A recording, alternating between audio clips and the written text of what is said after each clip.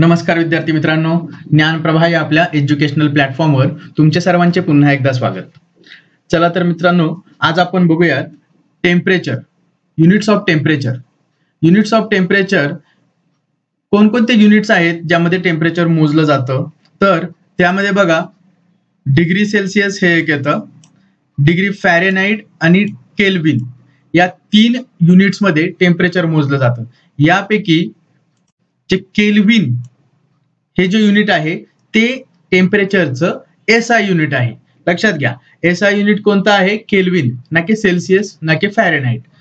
आपण ज्यावेळेस body temperature बघतो, म्हणजे डॉक्टरांकडे गेल्यावर आपलं बॉडी टेम्परेचर जे बघितलं जातं ते बघितलं जातं डिग्री फॅरेनहाइट मध्ये, आणि जनरली आपला जो थर्मोमीटर असतो लॅबोरेटरीमध्ये तो डिग्री सेल्सिअसचा असतो. लक्षात घ्या, आणि टेम्परेचरचं एसआय युनिट हे केल्विन आहे. लक्षात घ्या. त्यानंतर आपल्याला माहिती पाहिजे की डिग्री आणि फॅरेनहाइट याचं कन्व्हर्जन आणि डिग्री आणि केल्विन याचं कन्व्हर्जन, यासाठी सिंपल फॉर्म्युले आहेत काही, ते लक्षात घेतले पाहिजेत. दुसरी गोष्ट, कन्व्हर्जनला तुम्ही लाईटली घेऊ नका, कारण कन्व्हर्जनवर, युनिट कन्व्हर्जनवर, टेम्परेचरच्या युनिट कन्व्हर्जनवर या अगोदर आयोगाने प्रश्न विचारलेले आहेत. त्यामुळे एक सिंपल फॉर्म्युला जर लक्षात ठेवला तर तुमचा तिथे मार्क जाऊ शकणार नाही. ठीक आहे, खूप सिंपल फॉर्म्युला आहेत, एकदा दोनदा तुम्ही पाहिले की तुमच्या लक्षात राहतील. ठीक आहे. बघा, या आकृतीमध्ये आपण काय बघत आहोत की काही थर्मोमीटर दिलेले आहेत, त्यामध्ये केल्विन, सेल्सिअस आणि फॅरेनहाइटचं कंपॅरिझन दिलंय. बघा, जर आपण 0 डिग्री सेल्सिअस म्हणजे जो पाण्याचा गोठण बिंदू आहे तो जर घेतला, म्हणजे ज्या ठिकाणी ज्या टेम्परेचरला पाण्याचा बर्फ होतो, तर 0 डिग्री सेल्सिअस म्हणजे 32 फॅरेनहाइट येतं आणि 273.15 केल्विन येतं. लक्षात आलं.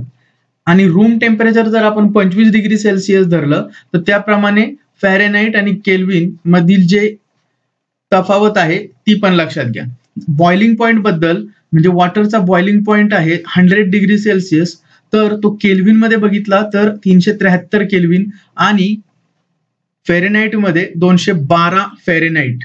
ठीक आहे, या काही गोष्टी लक्षात राहिल्या पाहिजेत. म्हणजे तुम्हाला सरळ सरळ असा जरी प्रश्न विचारला गेला की पाण्याचा बॉइलिंग पॉइंट किती फॅरेनहाइट आहे, तर तो 212 फॅरेनहाइट आहे हे सांगता आलं पाहिजे. ठीक आहे, या जे टिपिकल काही फॅक्ट्स आहेत ना त्या लक्षात राहिल्या पाहिजेत. आणि जरी नाही लक्षात राहिल्या आणि आपल्याला कन्व्हर्जनचा फॉर्म्युला माहिती असेल तर आपण प्रत्येक युनिट कन्व्हर्ट करू शकतो. बघा, आणखी दुसरी एक फॅक्ट आहे, निगेटिव्ह व्हॅल्यूज ज्या आहे ना त्या फक्त सेल्सिअस मध्ये पॉसिबल आहेत. म्हणजे जे -2 टेम्परेचर म्हणतो, -55 डिग्री सेल्सिअस आपण म्हणू शकतो, तर नेगेटिव्ह व्हॅल्यू फक्त सेल्सिअस स्केलमध्ये आढळतात, केल्विन स्केलमध्ये आढळत नाहीत. ही बाब लक्षातच ठेवा. ठीक आहे. आता पुढे युनिटचं कन्व्हर्जन कशा पद्धतीने करायचं आणि त्यासाठी कोणते फॉर्म्युले आहेत ते आपण बघू. बघा, पहिला आहे युनिट कन्व्हर्जन फॉर्म्युला, फॅरेनहाइट पासून डिग्री सेल्सिअस मध्ये कसं कन्व्हर्ट करतात. आपल्याला यामध्ये बघा, degree Fahrenheit is equal to 9/5 into degree Celsius plus 32 असा जो फॉर्म्युला दिलाय, हा जो फॉर्म्युला दिलाय यामध्ये आपल्याला फॅरेनहाइटची किंमत दिली किंवा डिग्री सेल्सिअसची किंमत दिली, या दोन्हीपैकी कोणाचीही एकाची किंमत दिली असता आपल्याला दुसऱ्याची किंमत काढता आली पाहिजे. तेवढं मॅथ्स आपल्याला जमलं पाहिजे. लक्षात घ्या. उदाहरणादाखल आपण इथे एक उदाहरण एक्झाम्पल घेतले, प्रॉब्लेम घेतलाय. बघा, 113 फॅरेनहाइट टेम्परेचर असेल तर ते किती सेल्सिअस टेम्परेचर असेल असं विचारलंय. तर या स्टेप्स लक्षात घ्या. फॉर्म्युलामध्ये किमती भरल्या आणि आपलं डिग्री सेल्सिअस आलं 45. अशा पद्धतीने आपण प्रॅक्टिस करून, फॉर्म्युलामध्ये किमती भरून, सिंपल कॅल्क्युलेशन करून डिग्री फॅरेनहाइटचं डिग्री सेल्सिअस मध्ये, त्याचप्रमाणे डिग्री सेल्सिअसचं डिग्री फॅरेनहाइट मध्ये कन्व्हर्जन करू शकतो. ही गोष्ट लाईटली घेऊ नका. फॉर्म्युला लक्षात राहिला तर तुमचा 1 मार्क हक्काचा आहे. ठीक आहे. 15 डिग्री सेल्सिअस म्हणजे किती फॅरेनहाइट हे तुम्ही कमेंटमध्ये सॉल्व्ह करून सांगा मित्रांनो. 15 डिग्री सेल्सिअस म्हणजे किती फॅरेनहाइट, हाच फॉर्म्युला वापरायचा आहे. हा जो फॉर्म्युला आहे ना, Fahrenheit is equal to 9/5 degree Celsius plus 32, हाच फॉर्म्युला वापरून 15 डिग्री सेल्सिअस म्हणजे किती फॅरेनहाइट याचं कॅल्क्युलेशन करून उत्तर कमेंट करा. पुढे बघा, दुसरं जे कन्व्हर्जन आहे केल्विनचं डिग्री सेल्सिअस मध्ये, अतिशय सिंपल फॉर्म्युला आहे. केल्विनचं डिग्री सेल्सिअस मध्ये कन्व्हर्जन करताना फक्त डिग्री सेल्सिअस मध्ये 273.5 इतकं ऍड केलं की ते आलं केल्विन मधलं टेम्परेचर. केल्विनला डिग्री असं म्हणत नाहीत, फक्त डिग्री कशाला म्हणतात, डिग्री सेल्सिअस आणि डिग्री फॅरेनहाइट. केल्विनला फक्त केल्विन इतकं, समजा 15 केल्विन इतकं टेम्परेचर असं म्हणता येईल. आलं लक्षात?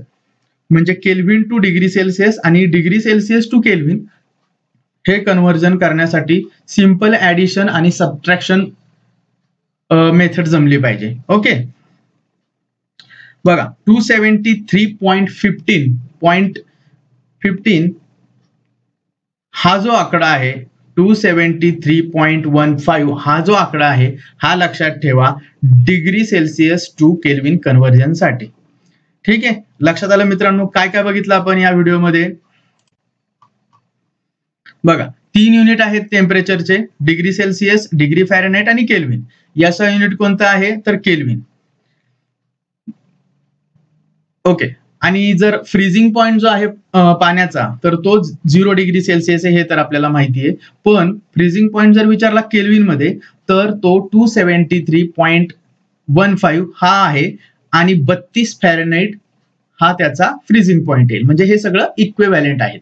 त्याचप्रमाणे बॉइलिंग पॉइंट जर बघितला आपण तर केल्विन मध्ये बॉइलिंग पॉइंट येतो 373 केल्विन, 100 डिग्री सेल्सिअस आणि 212 डिग्री फॅरेनहाइट, हे पण इक्विव्हॅलेंट आहेत.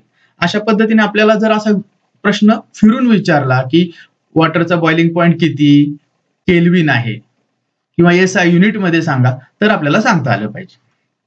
त्यानंतर दुसरी महत्वाची गोष्ट, निगेटिव्ह व्हॅल्यू ज्या सेल्सिअस मध्ये असतात केल्विन मध्ये नसतात, ही पण बाब महत्वाची आहे. त्यानंतर कन्व्हर्जनचा फॉर्म्युला बघा, फॅरेनहाइट टू डिग्री सेल्सिअस हा जो फॉर्म्युला आहे तो एक लक्षात घ्या. आणि त्यानंतर दुसरा जो फॉर्म्युला आहे simple formula kelvin two degree Celsius हा जो फॉर्म्युला आहे तो पण लक्षात ठेवा. लक्षात आलं? इतकं काही नाही याच्यात मोठं, 2 फॉर्म्युले आहेत ते लक्षात ठेवा आणि SI युनिट कोणतं आहे ते लक्षात ठेवा. ठीक आहे मित्रांनो, व्हिडिओ आवडला असेल तर व्हिडिओला लाईक करा, शेअर करा आणि आपलं चॅनेल सबस्क्राईब करा. व्हिडिओला लाईक करत जावा मित्रांनो. ठीक आहे, धन्यवाद.